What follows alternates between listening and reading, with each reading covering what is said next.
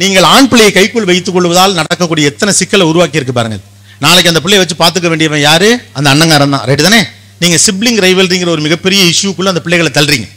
இவளை ஒழிச்சு தலைமுழு வேண்டாம் முதல்லன்னு பாதி பயிலில் தங்கச்சிக்கு மேலே கடுப்புறதுக்கான காரணமே நீங்க பற்ற இந்த அரசியல் தான். ஆண் பிள்ளையும் பெண் பிள்ளையும் வேறு வேறு அல்ல. எல்லா பெண்ணுக்குள்ளும் ஒரு தந்தை இருக்கிறான், எல்லா ஆணுக்குள்ளும் ஒரு தாய் இருக்கிறாள். அவ்வளவுதான் வாழ்க்கை. It's life is very simple. எல்லா பெண்ணுக்குள்ளும் ஒரு தந்தை இருக்கிறான். யோசிச்சு பாருங்க. ஒரு பெண்ணை பலகீனமானவள் நம்ம சொல்றோம். உண்மையிலே பெண்ணா பலகீனமானவள்? ஒரு பெண் பலகீனமானவளா ஆண் பலகீனமானவளா? ரியல் டைம் லைஃப்ல நினைச்சு பாருங்களேன். உங்களுக்கு ஒரு சின்ன எக்ஸாம்பிள் மட்டும் நான் சொல்றேன். சின்ன வயசுலேருந்து நீங்க கவனிச்சு பார்த்தீங்கன்னா பொம்பளை பிள்ளைங்க சீக்கிரமா பேசிடுமா? ஆம்பளை பிள்ளைங்க அவ்வளோ சீக்கிரமா பேசாது. ஒரு 3-4 வயசுலேயே தனக்கான வேலைகளை தானாகவே பெண் பிள்ளைகள் பார்த்துக்குவாங்க. அந்த பிள்ளையோட டிசைன் எப்படி நம்மளும் அப்படி சொல்லி தருவோம். இவன் 7 வயசு வரைக்கும் பாத்ரூம்ல குளிச்சுட்டு ட்ரெஸ்ஸே போடாம வெளியில வந்து அம்மா தோட்டி விடு நிற்பான். 10 வயசு வரைக்கும் சொந்த வேலைகளை தானாகவே பார்த்து கொள்ளவே தெரியாது. இன்னமும் கூட பெண்டாட்டிகளிடம் திட்டு வாங்கக்கூடிய கணவன்மார்கள் நிறைய பேர் உண்டு. ஏங்க சாப்பிடையில தண்ணி எடுத்து வச்சுட்டு உட்கார மாட்டீங்களான்னு கேட்பாங்க. அதை கூட சொல்லித்தராம தான் நம்ம அம்மாக்கெல்லாம் வளர்த்துருக்காங்க பிள்ளைகள். கைத்தட்டக்கூடிய ப்ளூ சாரி போட்ட பெண்ணுக்கும் நான் சொல்லிக் கொடுக்குறேன், நீங்களும் உங்கள் ஆண் பிள்ளையை அப்படித்தான் இன்றைக்கும் வளர்க்கிறீர்கள். அதான் சிக்கலே. உங்க வீட்டுக்காரர் நீங்க எப்படிலாம் திட்டுறீங்களோ அப்படித்தான் உங்க பிள்ளைகளே வளர்க்குறீங்க. வீட்டுக்குள்ளேயே ஆண் பிள்ளை வேற பெண் பிள்ளை வேற வளர்க்குறீங்க கிடையாது. ஒரு பெண் பிள்ளை தனக்கான வேலைகளை தானாகவே பார்த்துக் கொள்வார்.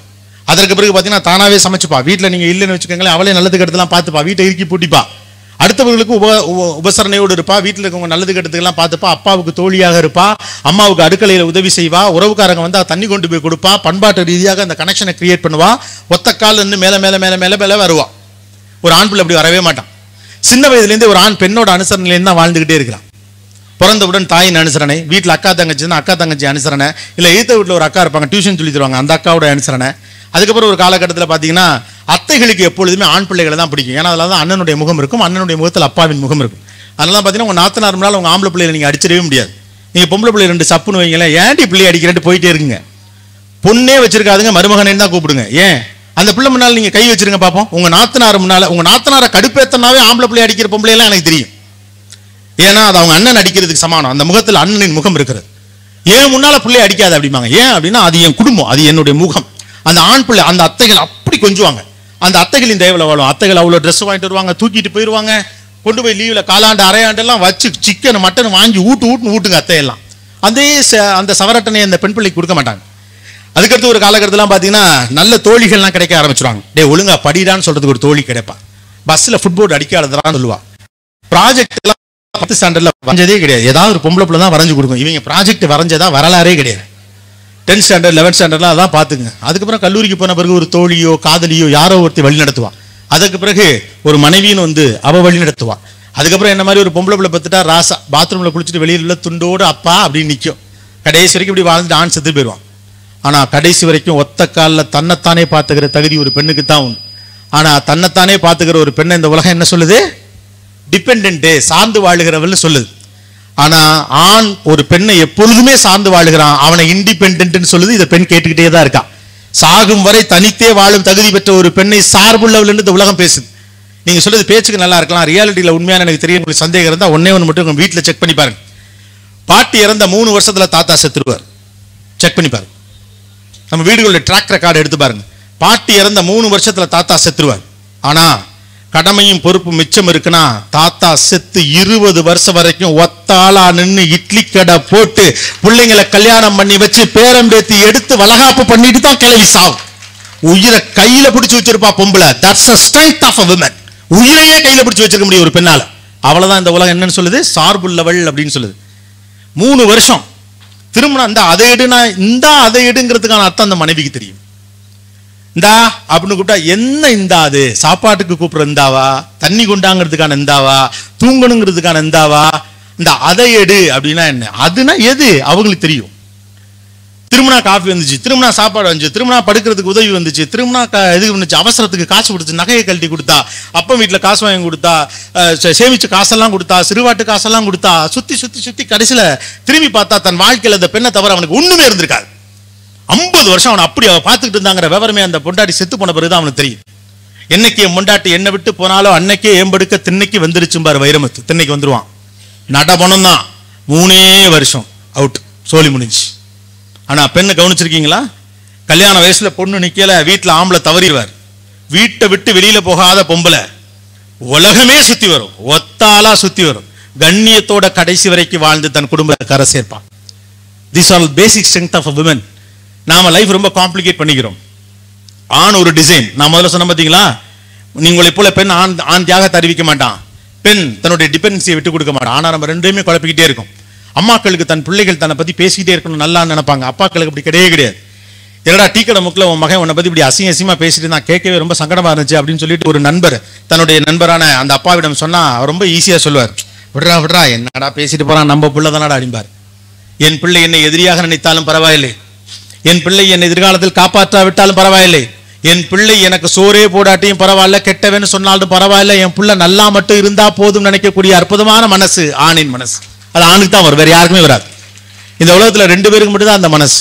ஒன்னு அப்பாக்கு, இன்னொன்னு வாத்தியாருக்கு. வேற யாருக்கும் இந்த மனசு வரவே வராது.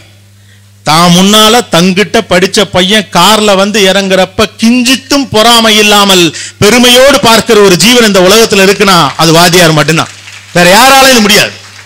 கூட இருந்தவன், பழகினவன், போனவன், ஃப்ரெண்டு, சொந்தக்காரன், தாய புள்ள எல்லா பேருக்கும் கருக்குன்னு இருக்குங்க. கொய்யால நேத்து வரைக்கும் சைக்கிள்ல வந்தான், ஏன்னா இத்த தண்டி கார்ல வர்றான், கடன் கட்ட வாங்கியிருப்பான்னு மனசு திருப்திப்படுத்திக்குவான்.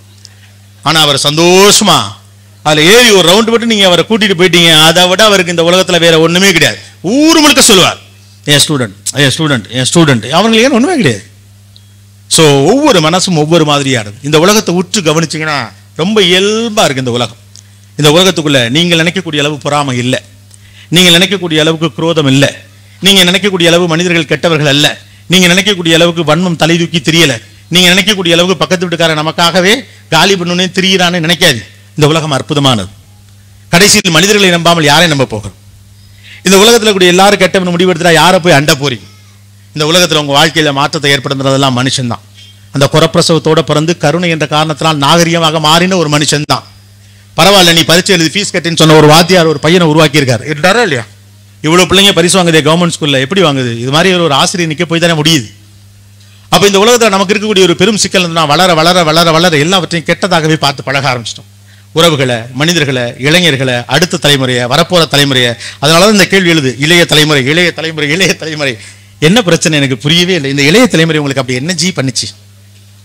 தண்ணி தெரிவிங்க, தமிழ்நாடு தானே, நானே வச்சிருக்கேனா?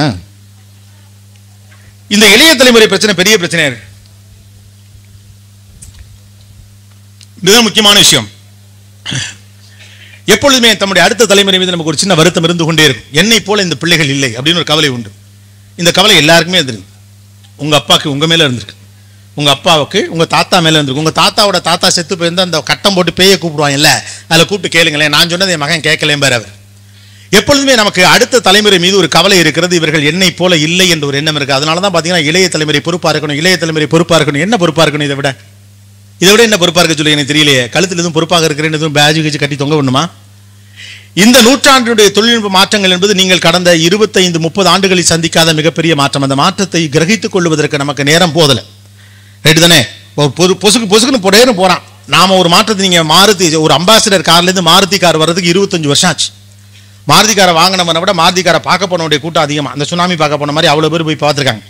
ஆனா இன்னைக்கு நீங்க ஒரு கார் எடுத்துட்டு இப்படி வந்தீங்கன்னா எதிர்த்தாப்புல புது கார் வெளியில வருது. ஹலோ சொல்றதுக்குள்ள அடுத்த வெர்ஷன் ஆஃப் போனை வெளியிட்டுறாங்க. அப்ப காலம் வேகமாக மாறிக்கொண்டு இருக்க போது இந்த இளைய தலைமுறை அதோடு ஈடு கொடுக்கிற போது நமக்கு ஒரு பதட்டமும் கவலையும் வந்து கொண்டே இருக்கும். நீங்க பதட்டமே படாதீங்க. பொறுப்பு இல்லாத இந்த பிள்ளைகளை எவ்வளவு படிக்கிறாங்க. நாங்களாம் அந்த காலத்துல எப்படி படிச்சோம் தெரியுமா? இல்ல பெரியவங்களா வேற இருக்கீங்க, போனா திட்டுவீங்களே. நாங்களாம் அந்த காலத்துல எப்படி படிச்சோம் தெரியுமா? அந்த காலத்து பியூசி ரொம்ப நாளா இதை சொல்லி ஏமாத்திட்டு இருந்தாங்க. நானும் ஒரு நாள் என்னடா எங்க பார்த்தாலும் அந்த காலத்து பியூசின்னு சொல்றாங்கன்னு போய் அந்த பியூசி சிலபஸை எடுத்து பார்த்தேங்க. நானு அநியாயங்க, நீ எல்லாம் 5ஆம் கிளாஸ்லாம் உன் சிலபஸ்லாம் அவ்வளோ வெயிட்ரா. அது கூட இல்லைங்க. அதில் இதை வச்சுக்கிட்டு நீங்கள் இந்த பாடுபடுத்திருக்கீங்களே. நாங்களாம் அந்த காலத்து பியூசி, நாங்களாம் அந்த காலத்து பியூசி. இதுக்கு என்ன பண்ண முடிஞ்சு கோயிலா கட்ட சொல்றீங்க? ஒன்னே ஒண்ணுதான். நீங்கள் ஒரு தலைமுறையை வழிநடத்த வேண்டும் என்றால் நான் உன்னை நம்புகிறேன் என்றவர்களுக்கு நீங்கள் புரிய வைக்க வேண்டும். யார் என்னை நம்புகிறானோ அவன் பேச்சத்தான் நான் கேட்பேனே ஒழிய என் மேல தண்ணி தெளிச்சு விட்டு அவன் பேச்சை நான் கேட்கவே மாட்டேன். என் பேச்சை நான் என்னுடைய அடுத்த தலைமுறை என் பேச்சை கேட்கணும், நான் முதல்ல அவனை நம்பணும். அவருடைய நிறை குறைகளை ஏற்றுக்கொள்ளணும். அவருடைய பிரச்சனைகள், அவருடைய உளவியல் சார்ந்த பிரச்சனைகள், அவன் சந்தித்துக் கொண்டிருக்கூடிய நெருக்கடிகளை நான் புரிஞ்சுக்கணும். 20-25 ஆண்டுகளுக்கு முன்னதாக நீங்கள் இருந்தபோது சந்தித்த நெருக்கடிகளை விட இன்றைக்கு இருக்கக்கூடிய இளைஞர்கள் சந்தித்துக் கொண்டிருக்கக்கூடிய நெருக்கடி என்பது மிகவும் அதிகமானது. ஒரு காலத்தில் படிப்பதற்கான டிஸ்ட்ராக்ஷன்ஸ் எவ்வளவு இருந்துச்சு, அதை விட 10,000 மடங்கு டிஸ்ட்ராக்ஷன் இந்த பக்கம் இருக்குது. அதிகபட்சம் என்ன இருக்கும்? ஆட்டுக்கார அலமையில உங்க ஊர் படத்துல ரிலீஸ் ஆயிருக்கு. இங்கேருந்து மதுரைக்கு வண்டி கட்டிட்டு போய் படம் பார்த்திருப்பீங்க. அதானே வாரத்துக்கு 4 படம் ரிலீஸ் ஆகுது. டிவியில் 24 மணி நேரமும் சினிமா போடுறான். 24 hours எந்த சேனலில் திறந்தாலும் ப்ரோக்ராம் போடுறான், அது போடுறான், இது போடுறான், இது நடக்குது, நீ நடக்குது, சூப்பர் சிங்கர் நடக்குது, பிக் பாஸ் நடக்குது. அவ்வளோ மால் இருக்குது, அவ்வளோ தியேட்டர்ஸ் இருக்குது, அவ்வளோ எக்ஸ்போஷர் இருக்குது, ட்விட்டர் இருக்குது, ஃபேஸ்புக் இருக்குது, இன்ஸ்டாகிராம் இருக்குது, அந்த ஆப் இருக்குது, இந்த ஆப் இருக்குது, இதை பண்ணணும், அதை பண்ணணும், அதை செய்யணும், இதை செய்யணும், திருவிழாவுக்கு போகணும், இவ்வளோ வேலை இருக்குது. இதுக்கு நடுவில் வேற படிக்கணுங்க. ஒன்றுமே இல்லாமல் படிக்கிறப்ப மட்டும் படிச்சுக்கிட்டு இவ்வளோ டிஸ்ட்ராக்ஷனோட இருக்கக்கூடிய வாழ்க்கையை யதார்த்தத்தை நம்ம புரிஞ்சுக்கணும். அப்போ we need to guide them in the right sense instead of getting angry on them. அவர்கள் மீது நீங்கள் கோபப்படுவதை விட நீங்கள் செய்ய வேண்டிய மிக முக்கியமான விஷயம் என்பது இந்த இளைய தலைமுறை உண்மையிலேயே உளவியல் ரீதியாக என்ன பிரச்சனைகளை பார்த்து கொண்டிருக்கிறது. அவர்களுடைய உலகத்தை நீங்கள் அறிந்து கொள்ளாமல் அவர்களுக்கான தேவைப்படக்கூடிய தத்துவங்களையோ அல்லது வாழ்க்கை நெறிகளையோ நம்மால் சொல்ல முடியாது. இல்லைன்னா ஒன்னே ஒன்று தான் சொல்ல முடியும், நீ பண்ணுறது சரியில்லை, நீ உருப்பிட மாட்டேன், நாங்களாம் எப்படி இருந்தோம் தெரியுமா, நாங்களாம் எப்படி இருந்தோம் தெரியுமா, நாங்கள் எங்கள் தாத்தாலும் செத்து போயிட்டார், யார் வந்து கேட்க சொல்லிங்க, நாங்களாம் எப்படி இருந்தோமா தெரியுமா, நீங்கள் எப்படி இருந்தீங்க எங்களுக்கு எப்படி தெரியும் சொல்லுங்கள். ஒரு ரெஃபரன்ஸும் கிடையாது. நாங்களாம் எப்படி இருந்தோங்கிறதுக்காண்டி ஏதாவது போட்டா கட்டாவது வச்சிருக்கோம், உங்களுக்கு ஒன்றுமே கிடையாது. ரைட்டு தானே? எல்லார் பின்னாலே வரலாறு இருக்கு. ஒரு காலகட்டத்தில் கால் கட்டுன்னு ஒரு வார்த்தை இருந்துச்சு, இப்போ இருக்கா கால் கட்டுங்கிற வார்த்தை? நீங்கள் எப்படி எங்களுக்கு தெரியாது. ஊர் ஊரா கோயில் திருவிழா வம்பிழுத்து விட்டு ஒரு வயலும் பொண்ணு கொடுக்காம கடைசியில் அக்கா மக காலில் விழுந்து உங்களுக்கு பொண்ணு கட்டினாங்க. ரைட்டா இல்லையா? அப்பெல்லாம் திருமணத்துக்கு பேர் தான் செட்டில்மெண்ட். ரைட்டு தானே? இப்போ செட்டில் ஆனாதான் ஒருத்தர் திருமணம் செய்யறான், இவனை ஏன் பொறுப்பு இல்லைங்கிறீங்க? அப்போ திருமணமே செட்டில்மெண்ட். அன்னைக்கெல்லாம் காட்டுற பொண்ணு அந்த பொண்ணு கல்யாணம் பண்ணிக்க, நீங்க முன்ன பொண்ணு இருந்தாலும் பரவாயில்ல, இன்னைக்கு ஒரு தகுதியான பையனை தான் ஒரு பொண்ணு கல்யாணம் பண்ணிப்பானோலாம், அதை ஒத்துக்க முடியாதுவா. என்ன தகுதி இருக்கு அவனுக்கு கல்யாணம் பண்ண அப்படின்னு? அப்போ இங்க இருக்கக்கூடிய சோசியல் மார்க்கெட்டே ஒருத்தனை நிறைய ஸ்க்ரூட்டனைஸ் பண்ணிக்கிட்டு இருக்கு. ஏற்கனவே தரப்படுத்தல் என்பது மிக அதிகமான அளவிற்கு ஒரு இளைஞன் மீது திணிக்கப்படுகிறது, அல்லது ஒரு தலைமுறை மீது நீங்கள் அதிகமாக திணிக்கப்படுகிறது. அப்ப அப்படிப்பட்ட தலைமுறைக்கு நீங்க கொடுக்க வேண்டியது நம்பிக்கை தான். ஐ அம் தேர் ஃபார் யூ என்ற நம்பிக்கையை யாரை விதைக்கிறானோ அவன் சொல் பேச்சு இந்த உலகம் கேட்கும். நீ குற்றவாளி, நீ கெட்டவன், நீ மோசமானவன், உனக்கு ஒன்றும் தெரியாது, நீ திருட, நீ பொய் சொல்றவன், நீ அநியாயஸ்தன், பண்பாட்டுக்கு விரோதமாக செயல்படுறவன் என் மேல நீங்க கம்ப்ளைண்ட் தொடர்ந்து வச்சுக்கிட்டே இருந்து நான் சொல்ற அறிவுரைகளையும் கேளு என்றால் ஒரு தலைமுறை கேட்கவே கேட்காது. இது படித்த தலைமுறை. It's very simple thing. நீங்கள் என்னை குற்றவாளியாக்கி விட்டு எனக்கு புத்தி சொல்லாதீர்கள், உன்னை நான் நம்புகிறேன் என்ற எண்ணத்தை பிள்ளைகளுக்கு ஏற்படுத்தி விட்டு புத்தி சொல்லுங்க, தானா கேட்பான். அதனால தான் நம்ம குடும்பத்தில் யாரோ ஒரு மாமா சொல்றது மட்டும் ஒருத்தன் கேட்கிறானே ஏன்? அதான் ஆசிரியர் இருந்த போது ஒரே ஒரு ஆசிரியர் சொல்லுகிறது மட்டும் கேட்கிறானே ஏன்? அவ்வளவு ஃப்ரெண்ட்ஸ் இருக்கப்ப ஒரே ஒரு ஃப்ரெண்ட் சொல்றப்ப மட்டும் கேட்கிறானே ஏன்? அவன் என்ன நம்புறான், இவன் அவனை நம்புறான். ஒரு அப்பாவும் அம்மாவும் உருவாக்க வேண்டிய மிக முக்கியமான விஷயம் நம்பிக்கை தான். நம்ம நம்பிக்கை இல்லாம தான் இந்த குடும்பமே நடக்குது. டிஸ்ஓன் பண்ணிட்டே இருக்கும் பிள்ளைங்களை. பெரிய பிள்ளைங்களை விடுங்க, சின்ன பிள்ளைங்களை எவ்வளவு ஈஸியா டிஸ்ஓன் பண்ற வீடுகளை யோசிச்சு பாருங்க. ஒரு தாயையும் தந்தையை நம்புவதை போல ஒரு குழந்தை இந்த உலகத்தில் யாரையுமே நம்பாது, தெரியுமா? ஒரு பிள்ளையை தூக்கி போட்டு பிடிக்கிறமே ஆனந்தமா, வேற எவனா தூக்கி போட்டு விட்டுருவோமா? விட மாட்டோமே, பயப்படுறோம், விழுந்தா அடிபட்டு போயிடும். ஆனா ஒரு குழந்தைக்கு இப்படி மேல போகல சிரிச்சுட்டே போகுது, கீழே வரும்போது சிரிச்சுட்டே வருது. ஆனா குழந்தைக்கு ஈஸி நினைக்கிறீங்களா? கஷ்டம். மேல போகல மூச்சு அடைக்கும். ஆனாலும் குழந்தை ஏன் சிரிச்சுட்டே போகுது? ஏன் சிரிச்சுட்டே வருது? அதோடைய ஆழ் மனதில் எங்கேயோ அது நம்புது, என் அப்பா என்ன கீழே விட்ட மாட்டானதுக்கு தெரியும். நீ தூக்கி போட்டு பிடிக்கிற என் அப்பா என்ன கீழே விட மாட்டான்னு நம்புது அந்த குழந்தை. சாகும் முறை ஒரு குழந்தை தன்னுடைய தாயையும் தந்தையும் தான் நம்புது. ஆனா ரொம்ப சர்வசாதாரணமா நீ என் புள்ள இல்லைன்றீங்க, சர்வசாதாரணமா உன்னை தவிட்டுக்கு வாங்கினேங்கிறீங்க, சர்வசாதாரணமா உன்னை குப்பையிலையும் தூக்கிட்டு வந்தேங்கிறீங்க. தயவு செஞ்சு இந்த கேம் ஆடாதீங்க. நீங்க சின்ன பிள்ளை 7-8 பேர் இருந்தப்போ கூட்டு குடும்பத்தில் இருந்தப்போ யாரோ ஒருத்தவங்க சொன்னது இது, உன்னை தவிட்டுக்கு வாங்கினோம், குப்பையிலையும் தூக்கிட்டு வந்தோம், கோயிலில் கடந்து எடுத்துட்டு வந்தோம் அப்படின்ட்டு. அப்பா நீங்க சொல்லிட்டே அழுதுகிட்டே அது போச்சு. நாங்கள் ஒரு அத்தக்காரி நீ வந்தாண்ட அந்த குடும்பமே தலையெடுத்துச்சுன்னு சொல்லி அந்த வரலாற்று அந்த பிள்ளை சொல்லிட்டு போயிரு, வேலை முடிஞ்சு போயிரு. இருக்கதே 3 பேர் 4 பேர். இது அந்த ஒத்த பிள்ளைகிட்ட சொல்லிட்டு போயின்னா அந்த பிள்ளை என்ன மன உளைச்சலுக்கு ஆளாங்கிற பத்தின எந்த கவலையும் உங்களுக்கு கிடையாதா என்ன? எவ்வளவு பழைய ஜோக்கு, மொக்க ஜோக்கு. அப்ப இந்த நவீன காலத்து பிள்ளைகளுடைய பிரச்சனைகள் என்ன, உளவியல் ரீதியான சிக்கல்கள் என்பது நீங்கள் உணராமல் இந்த பிள்ளைகளுக்கான வழிகாட்டுதலை நம்மால் கொடுக்கவே முடியாது. அந்த வழிகாட்டுதல் நம்மளால கொடுக்க முடியாத காரணத்தினால அவன் நம்ம சொல் பேச்சை கேட்க மாட்டேங்கிறான். நம்மளாவே நினைச்சுக்கலாம் நம்ம சொல்ற மாதிரி சொன்னா அவன் கேட்பான். நம்ம சொல்றதும் அவனுடைய பிரச்சனை வேற வேற, அவன் பிரச்சனை வேறு, நாம் சொல்லக்கூடிய உபதேசம் என்பது வேறு. பிள்ளைகளுக்கு உபதேசிக்க முயற்சிக்காதீர்கள், அவர்களோடு சேரு பழகுவதற்கான வாய்ப்புகளை அதிகரித்துக் கொள்ளுங்கள். அது மட்டும் தான் பெட்டர் ஆப்ஷன். அந்த ஆப்ஷனை நீங்க கிரியேட் பண்ற மட்டும் தான் இந்த ரிலேஷன்ஷிப் மேனேஜ் பண்ண முடியும். அதே தான் எல்லா ரிலேஷன்ஷிப்லையும் இஷ்யூஸ் இருக்கு. மறுபடியும் ஃபர்ஸ்ட்ல இருந்து வரட்டுமா? நான் பல இடத்துல அப்படி அப்படி அப்படி அப்படி விட்டுட்டு போன மாதிரி இருக்கும், எல்லாத்தையும் பிடிச்சி இழுத்து கட்டுறேன். இப்ப இப்படிப்பட்ட தென்னை மரத்தில் பசுமாட்டை கட்டுவார்கள் இல்ல, அது மாதிரி. பாயிண்ட் நம்பர் 1, மனிதநேயத்திலிருந்து தொடங்கினேன். மனிதநேயம் என்பது எங்கிருந்து தொடங்குகிறது? மனிதன் எப்போது தான் நாகரிகமாக மாறுகிறானோ அப்பொழுது அவனுக்கு மனிதநேயம் வருகிறது. நாகரிகம் எதிலிருந்து வருகிறது? நாகரிகம் கருணையிலிருந்தும் அன்பிலிருந்தும் வருகிறது. எல்லா மனிதனுமே குறையோடு இருக்கிறவன் தான், எவனுமே பெர்ஃபெக்டான பர்சன் கிடையாது. அந்த குறையோடு இருக்கக்கூடிய மனிதனை மனிதனாக மாற்றுவதோ அல்லது மனிதநேயம் மிக்கவனாக மாற்றுவதோ நாகரிகமானவனாக மாற்றுவதோ அன்பும் கருணையும். சக மனிதர்கள் மீது உங்களுக்கு இருக்கக்கூடிய பிரியம் தான் உங்கள் வாழ்க்கையை அற்புதமாக்குகிற. அந்த பிரியத்தை அற்புதமானதாக மாற்றணும்னா ஒரு பெண்ணினுடைய இயல்பான சக்தியை பெண்ணும் ஆணினுடைய இயல்பான சக்தியை ஆணும் உணரணும். மாறாக ஆண் பெருசா பெண் பெருசான்னு சண்டை போறது எல்லாத்தையும் தாண்டி பெண்ணோட டிசைன் என்ன ஆணோட டிசைன் என்ன புரிஞ்சுக்கணும். ஆண் தியாகத்தை அறிவிப்பதில்லை, பெண் தியாகத்தை அறிவிப்பாள். பெண் கடைசி வரைக்கும் ஒரு இண்டிபெண்டன்டாகவே நிற்பாள், ஆனால் டிபெண்டன்டாக தான் இருக்க முடியும். பெண் ஒரு சக்தி, ஆண் ஒரு சக்தி. இதை மனுஷர்களுக்குள்ள கெட்டவன் நல்லவன் வந்தவன் போனவன் எவனும் கிடையாது. எல்லாரும் நல்லவன் தான். நல்லவனுக்கு நல்லவன் தெரியும், கெட்டவனுக்கு கெட்டவன் தெரியும், அவ்வளவு மட்டும்தான். அன்போடு இருக்க வேண்டும் என்று ஆசைப்படுகிறவர்கள், அன்பை பெற வேண்டும் என்று ஆசைப்படுபவர்கள் அன்பை கொடுங்கள், அவ்வளவுதானே. இந்த உலகம் முழுக்க நல்லதுன்னு மட்டும் நினைச்சு ஒரு நாள் வாழ்ந்து பாருங்களேன், எப்படி இருக்கும் தெரியுமா? அது ஒரு ஃபீல் சூப்பரா இருக்கும். எல்லாரும் நல்லவன் நினைச்சு பாருங்க. திடீர்னு குறுக்க கிராஸ் பண்ண ஏதோ அவசரத்தில் வந்துட்டான் அப்படின்னு நினைச்சுக்கங்க. திடீர்னு கடன் கேட்ட ஒருத்தர் ஏதோ பாவம் சிரமம் போல் இருக்கு அப்படின்னு நினைச்சிருங்க. அவசரத்தில் ஒரு கெட்ட வார்த்தை பேசிட்டேன், பாவம் அவனுக்கு என்ன பிரச்சனையோ அப்படின்னு நினைச்சுங்க. ஒரு நாள் வாழ்ந்து பாருங்க, ஒரு நாள். அந்த நாள் அன்னைக்கு உங்களுக்கு எப்படி தூக்க வருதுன்னு மட்டும் பாருங்க. The life is so beautiful. அதான் மனிதனை, அவ்வளவுதான். ஏதோ பயங்கரமா அள்ளிலாம் தெளிக்க வேண்டியதில்லை. பகைவனுக்கும் அருள்வாய் நன்னஞ்சே, நம்ம பண்பாட்டில் இல்லாத வார்த்தையா என்ன? பகைவனுக்கும் அருள்வாய் நன்னஞ்சே என்பதுதான். அப்ப மனிதனையத்தோடு நீங்கள் வாழ வேண்டும் என்றால் மனிதன் புரிந்து கொள்வதற்கான சாத்தியக்கூறுகளை உருவாக்க வேண்டும். அந்த சாத்தியக்கூறுகளை நீங்கள் உருவாக்கணும்னா நிச்சயமாக மனுஷனை நேசிக்கணும். அதுக்கு அந்த குறைப்பிரசவத்திலிருந்து மாறி இருக்கக்கூடிய மனித நிலையை நம்ம புரிஞ்சுக்கணும். மனிதர்கள் நல்லவர்கள் என்று நீங்கள் நம்புகிற பட்சத்தில் இந்த உலகத்தில் உங்களுக்கு நிறைய பேர் இருப்பதை போல தோன்றும். மனிதர்கள் இல்லவே இல்லை, எனக்காக யாரும் இல்லை, யார் மீதும் உங்களுக்கு நம்பிக்கை இல்லை என்று வருகிற போது இந்த பிரச்சனை வருகிறது. இந்த உறவு சிக்கல் தான் எல்லா உறவு சிக்கலுக்குமான அடிப்படை காரணமா இருக்கு. இந்த மனுஷன்லாம் கெட்டவன் நீங்க நம்புறப்ப இளைஞனை வழிநடத்துவதற்கான வாய்ப்பை தவற விடுகிறோம். என் குடும்பத்தாரெல்லாம் மோசமானவர்கள், எனக்கு எதிராக நிற்கிறார் என்று நினைக்கிற போது நீங்கள் அவர்கள் பேச்சை கேட்பதில்லை, அவர்கள் உங்கள் பேச்சை கேட்பது கிடையாது. ஒன்னே ஒண்ணுதான் மறுபடியும், நீங்கள் நாகரிகமாக மாற வேண்டும் என்றால் அன்பானவனாக மாற வேண்டும். ஒரு நாள் ட்ரை பண்ணுங்க.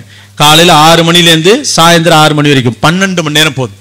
சந்திக்கிற எல்லா மனிதனையும் புன்னகையோடு பாருங்க. சந்திக்கிற எல்லா மனுஷன் நல்லவன் நினைங்க. சந்திக்கிற எல்லா சம்பவம் நல்லதுக்காகவே நடக்குதுன்னு நினைங்க. எல்லாமும் எனக்காகவே நடந்து கொண்டு நினைங்க.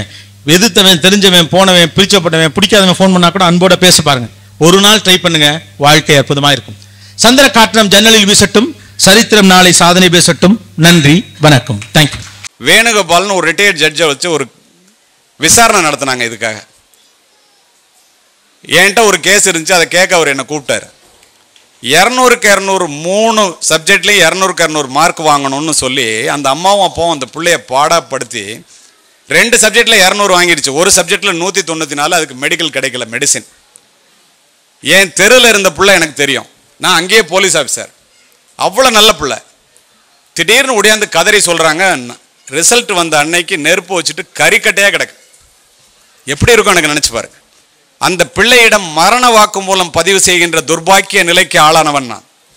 அந்த பிள்ளைகிட்ட கேட்டேன், ஏமா பரீட்சை எழுதும் போதே இதில் மார்க் குறைஞ்சு போகணும் உனக்கு தெரியும்ல, ஏமா இப்போ நெருப்பு வச்சுக்கிட்டேன்? எனக்கு அப்போவே தெரியும் சார். நினைவு வந்து மாறுது அந்த பிள்ளைக்கு. பக்கத்தில் நீதிபதி இருந்து மரண வாக்குமூலம் பதிவு செய்கிறாரு. நான் மட்டும் டாக்டர் ஆகலைன்னா எங்கள் அம்மா அழுதே செத்து போவாங்க சார், எங்கள் அப்பா அடிப்பாங்க சார், ஆசிரியர்கள்லாம் என்னை கேவலமாக பார்ப்பாங்க சார். பொது தேர்வு சத வெறி. உட்கார்ந்துருக்கிற அத்தனை அம்மா அப்பாவுக்கும் எல்லா பிள்ளைங்களும் எல்லா சப்ஜெக்ட்லையும் 100க்கு 100 வாங்கணும். நீங்கள் இங்கே உட்கார்ந்துருக்கிறவங்க யாராவது எதுலையாவது 100க்கு 100 வாங்கிறீங்களா?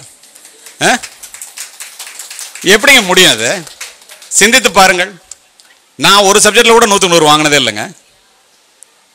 இதை ஏன் சொல்கிறேன்னா, மதிப்பெண்கள் தேவைதான், மனித உயிர் மதிப்பெண்களை விட மேலானது என்பதை தெரிந்து கொள்ளுங்கள். பிள்ளைங்க செத்து போனதுக்கு அப்புறம் நீங்கள் என்ன பண்ணுவீங்க? அதே மாதிரி தாங்கி பிள்ளைகளிடம் நோ சொல்ல கற்றுக்கொள்ளுங்கள். எதை கேட்டாலும் வாங்கி தரது இல்லை. டயலாக், நான் பட்ட கஷ்டம் என் பிள்ளை படக்கூடாது. என் பிள்ளை அழுதான்னா அதை சாதிக்காம விடவே மாட்டான். முதல் குற்றவாளிகள் நீங்கள் தான். 11ஆம் வகுப்பு படிக்கின்ற ஒரு மாணவன் எதை கேட்டாலும் மோட்டர் பைக் வேணும்னு கேட்குறாரு. கிரெடிட் கார்டை கொடுத்து அப்பா வாங்கிக்க சொன்னார். திருச்சியிலங்க, இப்போ 1 மாதத்துக்கு முன்னால். எதை கேட்டாலும் வாங்கி தருவார். ஏன்னா நான் பட்ட கஷ்டம் என் பிள்ளை படக்கூடாது. அடுத்து சினிமாவுக்கு போகிறதுக்கு காசு கேட்டான். இல்லைன்னு அடுப்படிக்கு போனால் மண்ணெண்ணை கணை தூக்கிட்டு போனால் நெருப்பு வச்சுட்டான் மாடி போய். இன்று வரை நடைப்பணமாக வாழ்கின்றார். பிள்ளைகளுக்கு சிரமத்தை கற்றுக் கொடுங்கள். உங்களுக்கு ஒரு சம்பவத்தை சொல்கிறேன். நான் எஸ்எஸ்எல்சி பாஸ் பண்ணும்போது எங்கள் அப்பா 300 ரூபா பணம் வச்சுருந்தாங்க. மன்னர் சரபோஜி அரசினர் கல்லூரியில் சேர்க்கணும் அப்படின்னு எனக்கு விருப்பம். ஏன்னா அங்கே தான் 320 ரூபா ஸ்காலர்ஷிப் தருவான். எங்கள் அப்பாவுக்கு என்னை சென்ட் ஜோசப் காலேஜில் சேர்க்கணும்னு ஆசை. ஒரு தகப்பனுக்கு 5வது வரைக்கும் படித்த விவசாயி என்னை அழைச்சிட்டு சென்ட் ஜோசப் காலேஜுக்கு போனாங்க. மார்க்கை பார்த்தோன்னா அட்மிஷன் தர்றேன்ட்டாங்க. ஹாஸ்டலில் தங்கி படித்தா 60 ரூபா பணம் கட்டணும். நீ தஞ்சாவூர்லேருந்து திருச்சிக்கு வந்தாலும் படிக்க முடியாது இந்த காலேஜில், ஹாஸ்டலில் தங்கணுன்ட்டாங்க. எங்கள் அப்பாட்ட சொன்னேன், உங்களால் அதெல்லாம் முடியாதுப்பா, போகலாம் நம்ம மன்னர் சரபோஜி அரசினர் கல்லூரிக்கு. என்ன அட்மிஷன் கிடைச்சத பணம் இல்லாதனால வேண்டான்னு சொல்லிட்டு மரங்கள் அடர்ந்த அந்த சாலையை பார்த்து கொண்டு என்னுடைய தாயிடம் வந்தேன். தாயை பற்றி உங்கள்கிட்ட இவ்வளோ நேரம் பேசினேன்ல, எங்கள் அம்மாட்ட வந்து அழுதேன். எங்கள் அம்மா சொன்னாங்க, வறுமை என்பது சிறுமை அல்லப்பா, வறுமையை கண்டு பயந்து விடாதே, ஒரு திறமை இருக்கு மறந்து விடாதேன்னாங்க. அதை அப்படியே எழுதி வச்சுக்கிட்டேன். அதுக்கப்புறம் மன்னர் சரபோஜி அரசு கல்லூரியில் சேர்ந்தேன், படித்தேன், போலீஸ் ஆஃபீஸர் ஆனேன். இது ஏன் சொல்கிறேன்னு தெரியுமா? எந்த கல்லூரியிலே மதிப்பெண்கள் இருந்தும் வறுமை காரணமாக எனக்கு கிடைக்கவில்லையோ அந்த கல்லூரியை போல நூற்றுக்கணக்கான கல்லூரிகள் இருக்கின்ற அந்த திருச்சி மாவட்டத்திற்கு மாவட்ட கண்காணிப்பாளராக மாறி அந்த கல்லூரியிலே 3 முறை முக்கிய விருந்தினராக உரையாற்றி இருக்கின்றேன். எங்க அப்பா என்னை அழைச்சிட்டு வந்து அவங்களுக்கு என்ன டாக்டர் ஆக்கணும்னு ஆசை, அடுத்த ஆசை. 300 ரூபாய் வச்சுட்டு மெடிக்கல் காலேஜ் பக்கத்தில் வந்து இறங்குறோம். உன்னதான் டாக்டர் ஆக்க முடியலப்பா, இந்த மெடிக்கல் காலேஜ் செவுத்தையாவது தொட்டு பார்த்துட்டு வரேன்னு தொட்டு பார்த்துட்டு அழுதுகிட்டே வந்தாங்க. மன்னர் சரபோஜி அரசு கல்லூரிக்கு, தஞ்சாவூர் தெரியும் உங்களுக்கு, கல்லூரிக்கு போகிற பாதையில் மெடிக்கல் காலேஜ் வழியாக இறங்கி முந்திரி தோப்பில் போனோம். இந்த மனிதனுக்கு ஒரு மருத்துவ படிப்பின் மீது ஒரு ஏழை விவசாயிக்கு இவ்வளவு ஆசையா? இங்கு படிக்கும்போது சொன்னார்கள், இவர் ஒரு மருத்துவமனைக்கு சொந்தக்காரர், இவர் வீட்டில் 4 மருத்துவர்கள் இருக்காங்கன்னு. அதுக்கெல்லாம் நான் காரணம் இல்லை. என்னுடைய தந்தை ஏழ்மையின் காரணமாக அன்று ஏற்படுத்திய தாக்கத்தை, மார்க் இருந்துச்சு பணம் இல்லாதனால மெடிக்கல் காலேஜை சேர முடியல, எங்கள் அப்பா போய் மெடிக்கல் காலேஜ் செவுத்தை தொட்டு பார்த்துட்டு அழுதுட்டு வந்தாங்கடா. நானும் என்னுடைய மனைவியும் என்னுடைய பிள்ளைகளிடம் ஏழ்மையின் தாக்கத்தை சொல்லி சொல்லி வளர்த்த காரணத்தினால் இன்று என்னுடைய வீட்டிலே 4 மருத்துவர்கள் முதுகலை முடித்தவர்கள். நான் ஒரு மருத்துவமனைக்கு சொந்தக்காரன் என்றால் அத்துணையும் என்னுடைய ஏழை தந்தை என்னுடைய மனதிலே ஏற்படுத்திய தாக்கமே காரணம். பிள்ளைகளுக்கு பணத்தினுடைய அருமையை சொல்லி வளருங்கள். நீங்கள் வசதியாக இருந்தால் கூட ₹1 சம்பாதிப்பது எவ்வளவு கடினம் என்பது சொல்லித்தாருங்கள். பிள்ளைகளுக்கு ஆசைக்கு வாழாமல் தேவைக்கு வாழ கற்றுக் கொடுங்கள். பிள்ளைகளுக்கு அதிகமாக சொத்து சேர்த்து வைத்துவிட்டு போகின்ற பெற்றோர்களை விட பிள்ளைகளுக்கு சிக்கனமாக வாழ கற்றுக் கொடுத்து விட்டு போகின்ற பெற்றோர்கள் மேன்மையானவர்கள் என்பதை காவல்துறை அதிகாரியாக பல முறை கண்டிருக்கின்றேன். வெற்றி பெறுவதில் மட்டும்தான் மகிழ்ச்சி என்று சொல்லாமல் மகிழ்ச்சியாக இருப்பதுதான் வெற்றி என்று பிள்ளைகளுக்கு சொல்லித்தாருங்கள். பெற்றுக்கொள்வதில் மட்டும்தான் மகிழ்ச்சி என்று சொல்லாமல் விட்டுக் கொடுப்பதில் மகிழ்ச்சி இருக்கிறது, விட்டுக் கொடுத்தவர்கள் கெட்டு போனதில்லை, கெட்டு போனவர்கள் விட்டுக் கொடுத்ததில்லை என்று சொல்லித்தாருங்கள்.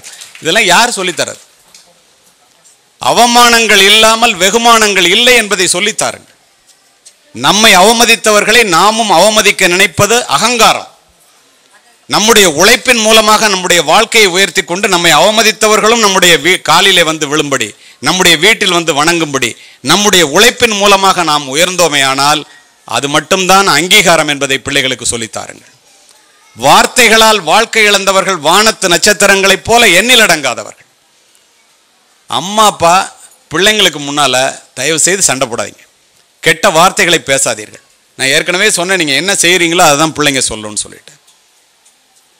அப்போ தன்னைத்தான் காக்கின் சினம் காக்க, காவாக்கால் தன்னையே கொல்லும் சினம்னா, கோபத்திலே கொட்டுகின்ற மலையை சுட்டு விடுகிறேன் பார் என்று கொல்லிக்கட்டையை எடுத்து மலையிலே நீட்டினால் கொல்லிக்கட்டை தான் அணையும், மழை நிற்காது. இதை யார் சொல்லித்தரது பிள்ளைங்களுக்கு? உள்ளம் கவர்ந்தெழுந்து ஓங்கு சினம் காத்து கொள்ளும் சினமே சினம்னா, அதே அறிவே அறிவுன்னா. அப்ப என்ன அர்த்தம்? எல்லாருக்கும் கோவம் வரும், பிள்ளைகளுக்கு முன்னால அந்த கோவத்தை காமிக்கவே கூடாதுங்க. இப்போ இங்கே கணவன் மனைவியாக நிறைய பேர் உட்காந்துருக்கிறீங்க. உங்களுக்கு ஒன்று சொல்கிறேன், தயவு செய்து பெற்றோர்களே எக்காரணம் கொண்டும் பிள்ளைகளை, ஒரு பிள்ளையை இன்னொரு பிள்ளையோடு, பக்கத்து வீட்டு பிள்ளையோடு, பக்கத்திலே படிக்கின்ற பிள்ளையோடு தயவு செய்து ஒப்பீடு செய்யாதீர்கள். ஒப்பீடு செய்தால் வீழ்வார்கள், ஒப்பீடு செய்யவில்லை என்றால் வாழ்வார்கள். ஏன் அப்படி சொல்கிறேன் தெரியுமா? தூக்கணாங்குருவி கூடு கட்டுகிறது, சிலந்தி வலை பண்ணுகிறது, கரையான் புற்று வைக்கின்றது, எல்லாமே மகத்தான செயல்தான். ஒன்றை மற்றொன்றால் செய்ய முடியுமா? அவ்வளவு ஏங்க. எந்த பிள்ளையாவது அம்மா அப்பாவை பார்த்து அந்த அம்மா அப்பா மாதிரி நீங்கள் இல்லைன்னு உங்களை என்னைக்காவது கேட்டிருக்க? அதுங்களுக்கு இருக்கிற அறிவு நமக்கு இருக்க மாட்டேங்குது. அந்த பிள்ளை வாங்கிடுச்சு, அந்த பிள்ளை விதை ஒன்று போட சுரை ஒன்று முளைக்காது, சட்டியில் இருந்தால் தான் ஆப்பிள் வரும். நீங்கள் வாழ்ந்து காண்பியுங்கள். பிரச்சனை நம்மகிட்ட. பிள்ளைகள் அற்புதமானவர்கள், அறிவுள்ளவர்கள். அதோட மட்டும் இல்லை, தாய் பாசத்தை பிள்ளைகளுக்கு சொல்லி வளருங்கள். உங்களுடைய பெற்றோர்களை நீங்கள் அப்படி மதியுங்கள். அப்பொழுதுதான் உங்கள் பிள்ளைகள் உங்களை மதிப்பார்கள். எப்படி? எல்லாரும் இருக்கிறதுலே பதிவு செய்கிறேனே, உங்களுடைய கஷ்டத்தை நீங்கள் உணர்ற மாதிரி உங்கள் அம்மா அப்பாவோட கஷ்டத்தை நீங்கள் உணருங்க. உங்கள் பிள்ளைங்க உணர்தா இல்லையான்னு பாருங்கள். எப்படி தெரியுமா? தாயிலிருந்து தான் தலைமுறை தொடங்குகிறது. ஒவ்வொரு தாயும் ஒரு வரலாறு. தலைமுறை மாற்றத்தை உருவாக்கக்கூடிய தகுதி படைத்தவள் தாய் மட்டுமே. மாதா வயிறறிய வாழா ஒரு நாளும் என்கிறார் வாரியார். மாதாவை ஒரு நாளும் மறக்க வேண்டாம் என்கிறது உலக நீதி. அன்னையும் பிதாவும் முன்னறி தெய்வம் என்கிறது கொன்றை வேந்தன். உன் தாயையும் உன் தந்தையையும் கனம் பண்ணுவாயாக என்கிறது பைபிள். என்னுடைய தாயினுடைய காலடியிலே தான் சொர்க்கம் இருக்கிறது என்கிறார் நபிகள் நாயகம். அவர் அதோட விடலுங்க, சொர்க்கத்திற்கு போகின்ற வாசலை வீட்டிற்குள்ளே வைத்து விட்டு வெளியிலே சொர்க்கத்தை தேடுகின்றாய முட்டாளே, உன் தாய் தானடா சொர்க்கத்திற்கு போகின்ற வாசல். ஏன் தெரியுமா? நீ பிறப்பதற்கு முன்னால் 10 மாதம் உன்னை சுமந்து புரண்டு படுத்தால் கூட உனக்கு வலிக்குமே என்று தனக்கு வேண்டியதை விடுத்து உனக்கு வேண்டியதை எடுத்து உதிரத்தை கொடுத்து உணர்வினை பங்கு போட்டு உணர்ச்சிகளை பங்கு போட்டு உடலினை பங்கு போட்டு நீ பிறப்பதற்கு முன்னே உனக்காக இறைவனிடம் வேண்டிய ஒரு ஜீவன் இந்த உலகத்திலே உண்டென்றால் அது உன்னுடைய தாய் மட்டும் தான் என்று சொல்றோம். உண்மையா இல்லையா? யோசித்து பாருங்கள். அப்ப அப்படிப்பட்ட தாயை உண்டாக்கி பாலூட்டி வளர்த்த தாயை உமையவள் என்று உணரீரோ? உணர்ச்சி கட்டியிருப்பான் பாரதி. கண்ணை விளக்காக்கி கையை தொட்டிலாக்கி இரத்தத்தை பாலாக்கி நம்மை வளர்ப்பவள் தானே நம்முடைய தாய். பூமிக்குள்ளே இருக்கின்ற நீரானது கிணற்றின் மூலம் முகம் காட்டுவதைப் போல, பசுவினுடைய உடலிலே இருக்கின்ற பாலானது மடிக்காம்பிலே சுரப்பதைப் போல, தெய்வம் இறைவன் ஒவ்வொரு வீட்டிலும் தனித்தனியாக இருக்க முடியாது என்ற காரணத்தினால் இறைவனை படைத்தான் என்கிறது பைபிள். அப்படின்னா தாயினுடைய அந்தஸ்து, தாயினுடைய உயர்வு, தாயினுடைய நிலை, நீங்கள் உங்களுடைய தாயிடம் காட்டுகின்ற அன்பையும் மரியாதையும் பார்த்துத்தான் உங்கள் பிள்ளை உங்களிடம் காட்டும். ஓலை குடிசையிலே ஒழுகும் மழை நீரை குழந்தை மேல் படாமல் காப்பதற்காக ஒவ்வொரு தாயும் தன்னுடைய உடலை கூடாரம் ஆக்குகின்றீர்கள். பிள்ளைகள் நினைந்ததுண்டு, மழை நீரால் அல்ல, தாயினுடைய கண்ணீரால். நினைத்து பாருங்கள். தாயை போற்றி வீழ்ந்தவனும் இல்லை, தாயை தூற்றி வாழ்ந்தவனும் இல்லை. சித்திர சோலைகளாக இங்கே அமர்ந்திருக்கின்றீர்களே, உங்களுடைய வாழ்க்கை இப்படி சிறக்க உங்களுடைய தாய் எத்துணை முறை ரத்தம் சொரிந்தால் என்று நாம் எத்துணை பேர் சிந்தித்து பார்க்கின்றோம். இதை ஏன் இந்த இடத்துல பதிவு செய்கின்றேன்னு தெரியுமா? ஏதோ கோட்டெல்லாம் பேசிட்டு முன்னாள் காவல்துறை உயர் அதிகாரி பேசுறாருலாம் நினைச்சுக்காதீங்க.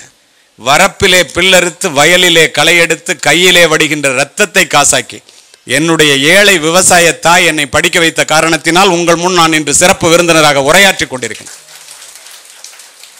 நீங்க அப்படி செய்யலைன்னா நாளைக்கு உங்களை காலேஜ் அழைச்சிட்டு போய் எங்க அம்மா அப்பான்னு காமிக்கிறதுக்கே வைக்கப்படுறோம். முதிர்ந்த பிறகு உயிருள்ள பெற்றோர்கள் நேசிக்கப்பட வேண்டியவர்கள், உயிரற்ற அவர்களுடைய சொத்துக்கள் உபயோகப்படுத்தப்பட வேண்டியது. என்ன நடக்குது? உயிரற்ற சொத்துக்களை நேசித்து உயிருள்ள பெற்றோர்களை உபயோகித்து உதாசீனப்படுத்துகின்ற இளைய தலைமுறை அதிகமாக வளர்கிறது. காரணம் யார்? சிந்தியுங்கள்.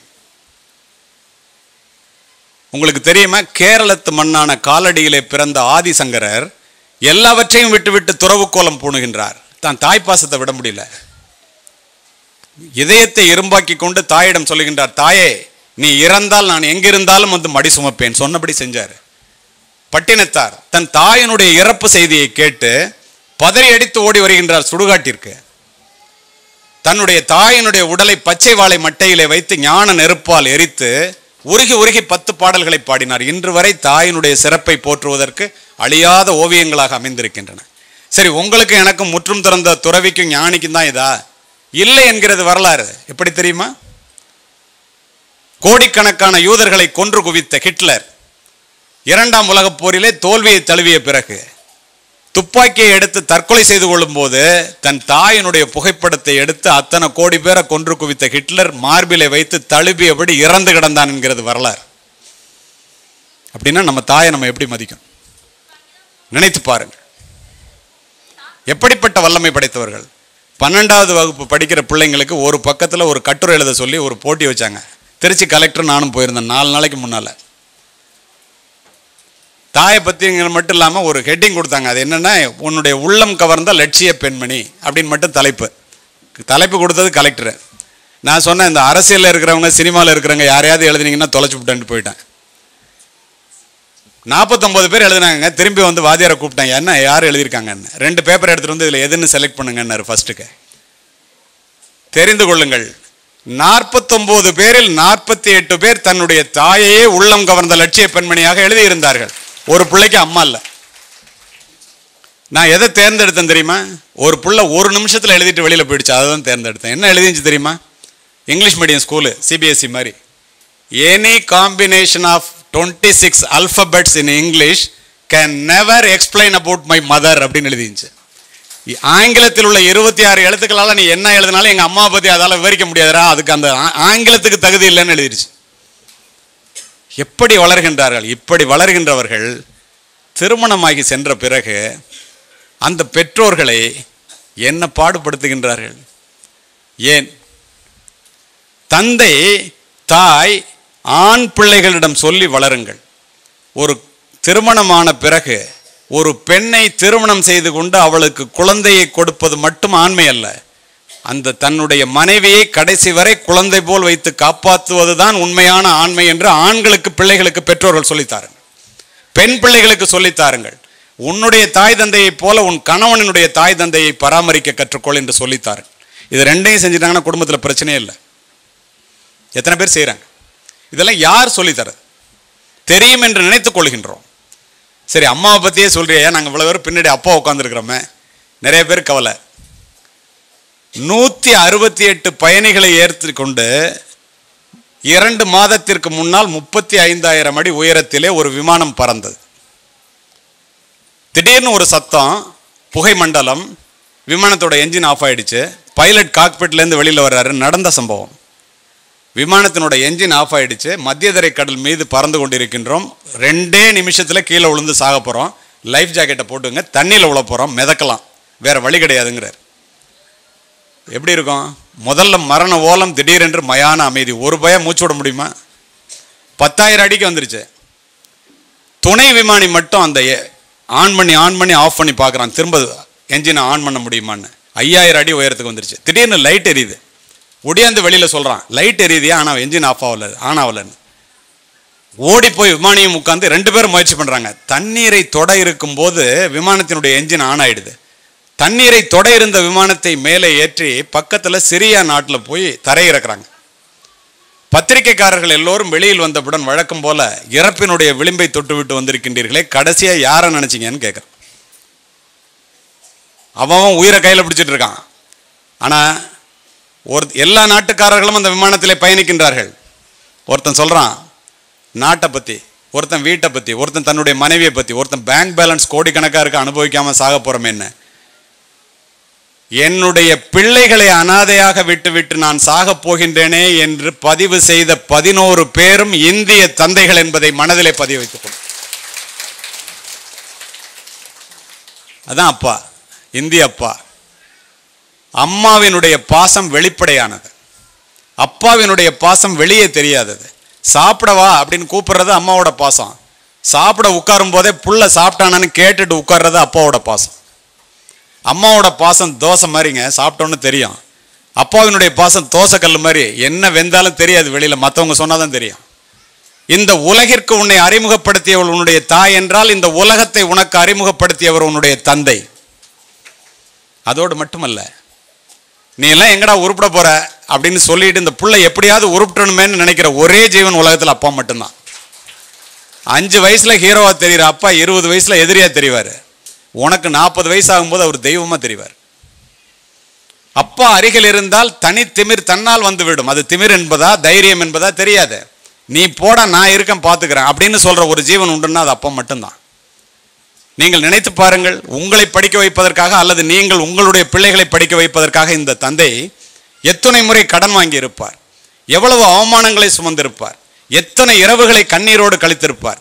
அத்துணைக்கும் மத்தியிலே என்னோடு சேர்ந்து நீ வேலைக்கு வாடான்னு கோப்பாம நீ போய் படிடா, காலில் அருந்த செருப்பையும் நைந்து போன 4 முழ வேஷ்டியையும் கிழிந்து போன சட்டையையும் தைத்து போட்டுக்கொண்டு பிள்ளைக்கு ஷூ எடுத்து கொடுத்து, பேண்ட்டு ஃபுல் ஷர்ட் எடுத்து கொடுத்து, டையை கோட்டு வாங்கி கொடுத்து நீ போட படிக்கன்னு சொல்ற ஒரே தந்தை இந்தியாவில் மட்டும்தாங்க உலகத்தில் இருக்கான், வேற எங்கேயுமே கிடையாது.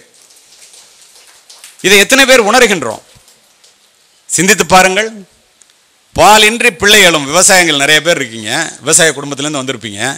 பால் இன்றி பிள்ளை எழும், பசி அறிந்து தாய் அழுவாள், கையிலே காசும் இல்லை, கடன் கொடுப்பார் யாரும் இல்லை என்ற சூழ்நிலையிலே கொச்சை பிழைப்பறியும் கொலை திருட்டு நாம் அறியோம் என்று நம்மை பண்புள்ள பிள்ளைகளாக வளர்ப்பதற்காக எத்துணை பாடுபடுகின்றார்கள். பிள்ளைகளுக்கு இந்த பெற்றோர்கள் செய்கின்ற அத்துணையும் பாருங்கள். அவர் காலத்திலே அவருக்கு கிடைக்காததாகவே இருந்திருக்கும் இந்த கல்வி உட்பட. நாம் உண்ணுகின்ற உணவு, உடுக்கின்ற உடை, இருக்கின்ற இடம் அத்துணையும் அந்த தந்தையினுடைய வியர்வையில் விளைந்ததுதான் என்று எத்தனை பேர் சிந்தித்து பார்க்கின்றோம். இதை சிந்தித்தாலே பிரச்சனை இல்லை. இறுதியாக ஒழுக்கத்தை உருவாக்கி வளர்ப்பதுதான் கல்வியினுடைய தலையாய குறிக்கோள் என்பதை பெற்றோர்கள் தெரிந்து கொள்ளுங்கள். ஒழுக்கத்தை தராத கல்வியும் விளைச்சலை தராத வயலும் வீணானது. கல்வியின் பயன் அறிவு, அறிவின் பயன் பண்பாடு, பண்பாட்டின் பயன் ஒழுக்கம். பிள்ளைகளுக்கு இள வயதிலே புயல் போல வருகின்ற உணர்ச்சிகளை கட்டுப்படுத்த கற்றுக் கொடுங்கள். உணர்ச்சிகளை கட்டுப்படுத்த தெரியாத பிள்ளைகள் வளர்வதில் அர்த்தமே இல்லை. செல்போன், ஒரு கையகல செல்போன் வந்து ஒரு ஆணுக்கும் பெண்ணுக்கும் இடையில உள்ள இடைவெளியை எதுவுமே இல்லாமல் செய்துவிட்டது. நான் உலகம் முழுவதும் செல்லுபவன். China, Japan, Saudi Arabia, Kuwait போய் எந்த ஏர்போர்ட்டில் இறங்குனீங்கனாலும் ஒரு ஆப் கூட வேலை செய்யாது. இந்தியாவில் வந்து இறங்குனீங்கன்னா எல்லாம் ஓப்பன் ஆகிக்கும். பெற்றோர்கள் 50% செமிலிட்ரேட்ஸ். அதில் என்ன இருக்குன்னு உங்களுக்கு தெரியாது, ஆனால் உங்கள் பிள்ளைகளுக்கு அத்துணையும் தெரியும். அமெரிக்காவில் செல்ஃபோன் வாங்கி கொடுக்குறான். பேரண்டல் கைடன்ஸ்னு ஒரு சாஃப்ட்வேரை உள்ளே வச்சு கொடுத்துட்றான். தப்பானதை புள்ள தொட்டால் அப்பாவுக்கு அலாரம் அடிக்கும். இது மாதிரி இருக்குன்னு உங்களுக்கு யாருக்காவது தெரியுமா? ஒரு நியூஸ் பேப்பர்னா படிச்சுட்டு தூக்கி போட்டுடலாங்க, ஒன்வே டிராஃபிக். ஒரு ஆபாச புத்தகம்னா போலீஸ் பிடிப்பான். ஆபாச படம்னா ஏ சர்டிஃபிகேட் வரும். ஆனால் உங்கள் பிள்ளைக்கு நீங்கள் ஒரு செல்ஃபோனை வாங்கி கையில் கொடுத்து தனியாக விட்டுட்டீங்கன்னா உலகத்தில் உள்ள அசிங்கங்கள் அத்துணையும் அதில் நிறைவேறும். ராத்திரி 9 மணிக்கு மேலே ஊன்னு சொல்லிட்டு ஒரு பிள்ளை செல்ஃபோன் எடுத்துகிட்டு வெளியில் போகுதுன்னா, போர்வை போத்துட்டு உள்ள லைட் எரியுதுன்னா அந்த குடும்பங்களில் இருள் சூழ இருக்கிறது என்று அர்த்தம். காவல்துறை அதிகாரியாக இதனை பதிவு செய்கின்றேன். செல்ஃபோனில், ஃபேஸ்புக்கில் தெரியாதவங்களோட ஃப்ரெண்ட் ரிக்வெஸ்ட் வந்தால் ஏற்றுக்காதீங்க. ஃப்ரீ ஆப்ஸ் வந்தால் டவுன்லோட் பண்ணாதீங்க. நம்ம ஃப்ரெண்ட்ஸுக்கு அனுப்பிச்சிட்டு பேசிட்டு மெசேஜ் கொடுத்துட்டு ஃபோட்டோ அனுப்பிச்சிட்டு அழைச்சிட்டு ப்ளூடிக் வந்துச்சு அப்படின்னு சொன்னால் அழைச்சிட்டாக்க உடனே பூனை கண்ணை மூடிட்டா உலகம் இருண்டு போகிற மாதிரி அல்ல. எல்லாம் ஹிஸ்ட்ரியில் குக்கீஸில் போய் டவரில் செட்டில் ஆகும். அதுக்கப்புறம் தான் உங்களுக்கு அடுத்தவங்களுக்கு வரும். எதை வேணாலும் எப்போ வேணாலும் கண்டுபிடிக்கலாம். சமீபத்தில் நடந்த உண்மையான நிகழ்ச்சியை சொல்லி முடிக்கின்றேன். வளர்ந்த பிள்ளைங்களும் அப்பா அம்மா வச்சுருப்பீங்க, சின்ன பிள்ளைங்களும் வளருவாங்க. செல்ஃபோனை கண்டுபிடிச்ச, ஆப்பிள் ஃபோனை கண்டுபிடிச்ச ஸ்டீவ் ஜாப்ஸ் சொல்கிறான், apple proved that a cell phone can change the world. Every once in a while a revolutionary product comes and it changes everything. My magical product proved it changes. It reshaped the culture, shaken up the industries, put computer in millions of pockets and made it possible one can know about everything with a few tap on the screen. சில touch அப்படி பண்ணால் உலகத்தில் உள்ள எதை பற்றி வேணாலும் தெரிஞ்சுக்கலான்னு சொல்லி நான் கண்டுபிடிச்ச செல்ஃபோனு இந்த உலகத்தினுடைய கல்ச்சரையே மாற்றி போட்டுச்சுறாங்க. அப்போ ஜாக்கிரதையாக இருக்க வேண்டியது யார்? மற்ற நாடுகளிலே தடை செய்யப்பட்ட அத்துணை ஆப்ஸ் இங்கே வேலை செய்யுது. சுப்ரீம் கோர்ட் சொல்லலாம் பார்லிமெண்ட்டை. சில இளைஞர்கள் கெட்டு போகிறாங்க. நீ போய் பாருங்கள், ரயில்வே ஸ்டேஷனில் வந்து ஓரமாக கும்பலாக உட்காந்துருப்பான். ஃப்ரீ ஒய்ஃபை இருக்குன்னு எல்லாரும் பாடம் படிச்சுட்டு இருக்கான்னு நினைக்கிறீங்களா? நீங்கள்லாம் அம்மா அப்பா தயவுசெய்து அப்படி நினைக்காதீங்க. நூற்றுக்கணக்கான பேரை நான் அறிவேன். செல்ஃபோன் தப்புன்னு சொல்ல, மிகப்பெரிய வரம். நல்லதை செய்யலாம். அமெரிக்காவில் செய்கிற ஆப்ரேஷனை பார்த்துக்கிட்டு இங்கே செய்ய முடியுது. நான் அலாஸ்கா போகணுன்னா இங்கேருந்து புக் பண்ணிட முடியுது. என்ன உலகம் முழுவதும் எடுத்துக்கொண்டு சொன்னது என்னுடைய பேச்சை நீங்கள் பல பேர் வீடியோவில் கேட்டிருப்பீங்க. அந்த செல்ஃபோன் தான் எனக்கு தெரியும். ஆனால் 19% தான் நல்லது, 81% கெட்டதை தான் நம்ம இளைஞர்கள் யூஸ் பண்ணுறாங்க. ஒரு சொடுக்கிலே திரையிலே வந்து விழுகின்ற ஆபாச படங்கள் என்ற வெள்ளம் அமைதியான இந்திய குழந்தைகளினுடைய பண்பு நலன்களை அடித்து செல்கிறது. எங்கே திரும்பினாலும் ஒரு குழந்தை ஆபாசத்தையே பார்த்துச்சுன்னா அது இதுதான் உலகம் போல் இருக்குது, இதில் தான் நல்லது இருக்குது போல் இருக்குது, இது செய்யலைன்னா தப்பு போல் இருக்குன்னு நினைக்குது. மெச்சூரிட்டி வர்றதுக்குள்ள நாலேஜ் வந்துடுதுங்க. உங்களுக்கு 35 வயசில் தெரிஞ்சது அவனுக்கு 15 வயசில் தெரியுது. அப்போ அதை கண்ட்ரோல் பண்ண வேண்டிய பொறுப்பு யாரிடம் இருக்கின்றது? சிந்தித்து பாருங்கள். ஹரியானாவில் ஜிண்டால் அப்படின்னு ஒரு பல்கலைக்கழகம், லா காலேஜில் படிக்கிறவன், 3வது வருஷம் படிக்கிறவன், அப்பா முன்னாள் மத்திய மந்திரி, ஒருத்தனோட அப்பா சுப்ரீம் கோர்ட்டில் ப்ராக்டிஸ் பண்ணி ஓய்வு பெற்றவர், பெரிய குடும்பம். இந்தியாவிலேருந்து ஒரு பொண்ணு போது, அப்பா அம்மா 2 பேரும் வாத்தியார். எம்பிஏ போய் அதே யூனிவர்சிட்டியில் சேருது. அங்கேருந்து ஹிர்திக், கரண், சின்கான்னு 3 பேர். இப்போ 40 நாளைக்கு முதல் ஜட்மெண்ட்டை சொல்கிறேன், செல்ஃபோன் எவ்வளோ டேஞ்சரஸ்னு. ஒரு பையன் அதில் ஃப்ரெண்ட் ரிக்வெஸ்ட் கொடுக்குறான் அந்த பொண்ணுக்கு. இந்த பொண்ணு உண்மையை நம்பிடுது. தமிழ்நாட்டிலேருந்து போன ஆசிரியர் அப்பா அம்மா 2 பேரும் எவ்வளோ கஷ்டப்பட்டு படிக்க வச்சுருப்பாங்க. அவன் அதை லவ் பண்ணுற மாதிரி நடிக்கிறான். அந்த பொண்ணு ஏமாந்துடுது. ஃப்ரெண்ட் ரிக்வெஸ்ட் கொடுக்குறான், ஏற்றுக்குது. ஒரு நாள் இரவு சொல்கிறான், பெற்றோர்கள் தயவு செய்து தெரிந்து கொள்ளுங்கள், நான் தான் உன்னை கல்யாணம் பண்ணிக்க போகிறேன்ல, உண்மையாக ஏமாத்துறேன்னு சொல்லிகிட்டே ஃப்ரெண்ட்ஸ்கிட்ட ஏமாத்துறான். அந்த பொண்ணுக்கு அது தெரியாது, பாவம் அபலை பெண், பேதை பெண். அசிங்கமாக ஒரு ஃபோட்டோவை அனுப்ப சொல்கிறான், அந்த பெண்ணோட ஃபோட்டோவை. அந்த ஒரு நிமிடம் அந்த பெண் எடுத்த முடிவு தன்னுடைய வாழ்க்கையை நார் நாராக கிழித்து போட போகிறது என்று தெரியாத அந்த அபலை பெண் தன்னோட ஃபோட்டோவை அனுப்பிச்சிட்றான். அதை ஆப்பிள் ஐக்ளவுடில் வச்சுக்கிட்டு யூனிவர்சிட்டி வெப்சைட்டில் போட்டுருவேன்னு பயமுறுத்தி அந்த பெண்ணினுடைய வாழ்க்கையை அவன் மட்டுமல்ல அவனுடைய நண்பர்களும் சேர்ந்து நார் நாராக கிழித்து போட்டு விட்டார். செத்து போயிடுவோன்னு தெரியும் போது அவங்க அப்பாவுக்கு ஃபோன் பண்ணுது. தமிழ்நாட்டிலேருந்து அம்மாவை அழைச்சிக்கிட்டு பறந்துக்கிட்டு போகிறாரு விமானத்தில். என்ன பிரயோஜனம்? செவுத்தில் போய் முட்டிக்கிறார், கம்ப்ளைண்ட் கொடுக்குறாரு. குற்றவாளியினுடைய பேக்ரவுண்டை பார்த்து எஃப்ஐஆர் போட மாட்டேங்கிறான். சுப்ரீம் கோர்ட்டுக்கு போகிறாரு. Supreme court has given direction to register a case and investigate பண்ணுறான். நல்ல ஒரு அதிகாரி இன்வெஸ்டிகேட் பண்ணுறாரு, காவல்துறை அதிகாரி. நல்ல ஒரு ஜட்ஜிகிட்ட போகுது. சுனிதான்னு ஒரு பெண் ஜட்ஜு, நீங்கள் வாட்ஸ்அப்பில் ஏதாவது அனுப்பிச்சா அந்த பக்கம் பார்த்துட்டாங்கன்னாக்கா ஓப்பன் பண்ணி உங்களுக்கு ப்ளூ டிக் வருது இல்லையா, அந்த ப்ளூ டிக்கை electronic form of evidence, it is just like a fingerprint. ஃபிங்கர் பிரிண்ட்னா no two fingerprints are identical unless it is taken from the same finger of the same person பா. ஒரே கையில் இருக்கிற ரெண்டு விரலோட ரேகை ஒன்றா இருக்காது. அது மாதிரி அந்த ப்ளூ டிக்கை எடுத்துக்கிட்டு உன் செல்லேருந்து அந்த பொண்ணுக்கு போய் அல்லது இன்னொருத்தருக்கு போய் அவங்க பார்த்து உனக்கு ப்ளூ டிக் வந்தால் it is just like a fingerprint, conclusive ப்ரூஃப்னு 3 குற்றவாளிகளுக்கும் ஒரு பெண் நீதிபதி 20 ஆண்டு கடுங்காவல் தண்டனை விதித்து முதல் முறையாக தீர்ப்பு கோரியிருக்கின்றார். இதை ஏன் சொல்கிறேன் தெரியுமா? இவ்வளோ டேஞ்சர் இருக்குது. செல்ஃபோனை பிள்ளைங்கள்ட்ட கொடுத்துட்டு என் பிள்ளை நல்லா இருக்கும்னு நீங்கள் நினச்சிங்கன்னா மவுண்ட் ரோட்டில் நடை தவழுகின்ற பிள்ளையை அனுப்பிச்சிட்டு என் பிள்ளை பத்திரமா அந்த பக்கம் போயிடும்னா எப்படியோ அப்படி தான். நேரிலே பேசுவதற்கு சங்கோஜப்படுகின்ற எதையும் செல்ஃபோனிலே பரிமாறாதீர்கள். ஃப்ரீ ஆப்ஸ் வந்துச்சுன்னா எதையும் டவுன்லோட் பண்ணாதீங்க. ஃப்ரீ ரீசார்ஜ் வந்துச்சுன்னா செய்யாதீங்க. அதில் ஒரு சாஃப்ட்வேரை வச்சு கொடுத்துட்டான்னாக்கா உங்களுக்கு இருக்கிற உங்கள் செல்ஃபோனில் நீங்கள் செய்கிறது அத்துணை மற்றவர்களுக்கு தெரியும். நிஜ உலக ஆபத்திலிருந்து உங்கள் பிள்ளைகளை காப்பாற்றுவதற்கு என்னவெல்லாம் செய்கின்றீர்களோ, என் பிள்ளை என்னை விட பிரமாதமாக செல்ஃபோன் பண்ணுறான்னு நீங்கள் சந்தோஷப்பட்டீங்கன்னா வளர்ந்த பிறகு வேதனை அடைவீர்கள். எதை செய்யணும் எதை செய்யக்கூடாதுன்னு பார்த்துக்குங்க. நிஜ உலக ஆபத்திலிருந்து உங்கள் பிள்ளைகளை காப்பாற்றுவதற்கு எடுக்க வேண்டிய அத்துணை முன்னெச்சரிக்கைகளும் நிழல் உலக ஆபத்திலிருந்து காப்பாற்றுவதற்கு எடுத்தே ஆக வேண்டும். அமைதி காத்த அத்துணை பேருக்கும் நன்றி. தேடி சோறு நிதந்தின்று பல சின்ன சிறு கதைகள் பேசி மனம் வாடி துன்பமிக உழன்று பிறர் வாட பல செயல்கள் செய்து நரை கூடி கிழப்பருவம் எய்தி கூடும் கூற்றுக்கிறை என பின் மாயும் பல வேடிக்கை மனிதரைப் போல் நான் வீழ்வேன் என்று நினைத்தாயம் பாரதி.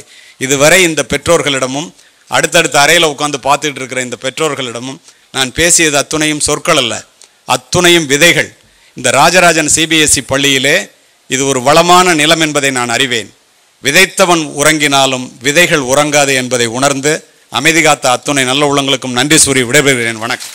இந்த தகவல் உங்களுக்கு பிடிச்சிருந்தா லைக் பண்ணுங்க, உங்க ஃப்ரெண்ட்ஸுக்கு ஷேர் பண்ணுங்க, மறக்காம எங்க சேனலுக்கு சப்ஸ்கிரைப் பண்ணுங்க.